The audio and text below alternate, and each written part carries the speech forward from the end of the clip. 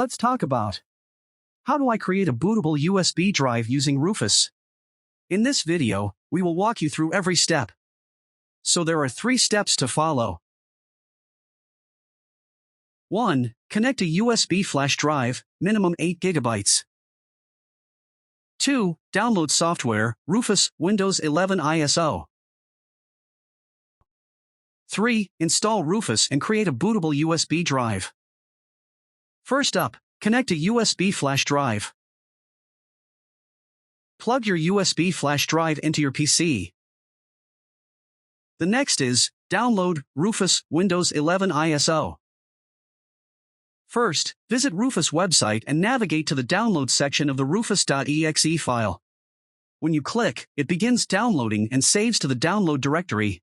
Next, go to Microsoft's website and navigate to the download section of the Windows 11 ISO disk image. Click, and it begins downloading and saving to the download directory. Lastly, install Rufus and create a bootable USB drive. Double-clicking rufus.exe file will install the program. Select the ISO file and change the label name. Click Start, then OK.